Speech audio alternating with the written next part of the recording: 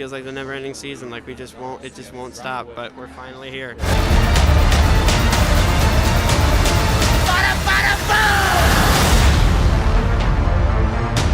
After 3 years away, the stars of Stranger Things hit the red carpet for the world premiere of the long-awaited Season 4 of the Netflix hit. Season 4 picks up where the third season left off, with Eleven, played by Millie Bobby Brown, losing her powers and moving away from Hawkins, Indiana with the Byers family in an attempt to find some normalcy in California. You get to see him kind of out of that supernatural environment that we're used to seeing him struggle and fight against, and this is just his high school normal struggles, and it's really nice to see that side of him, yeah.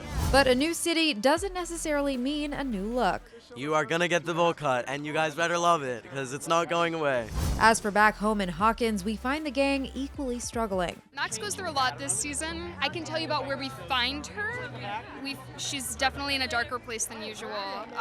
It's a very different color to see on her, but it was a nice challenge to kind of explore this season. Season 3 also sets up a new challenge for David Harbour's Jim Hopper, who's been taken prisoner by the Russians, something all too familiar for the actor. Yes, I had a nice little Marvel character called Alexei Shostakov, the Red Guardian, but he's a very different person. They're very different characters, but yes, they are both in a Russian prison. I apologize for those casting director horrible choices.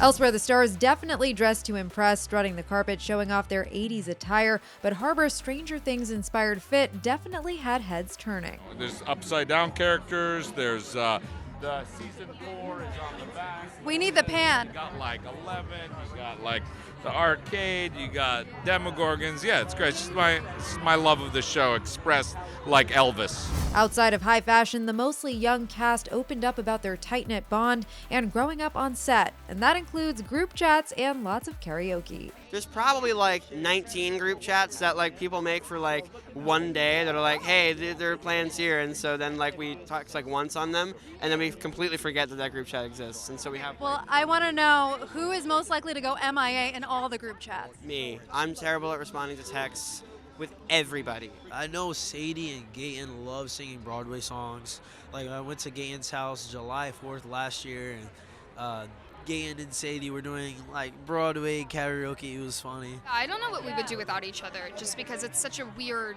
position that we find ourselves in. An amazing position, but you know, it's different than what other teenagers we know are experiencing. So to have each other and to relate on all these, you know, this whole wild journey is very special and essential.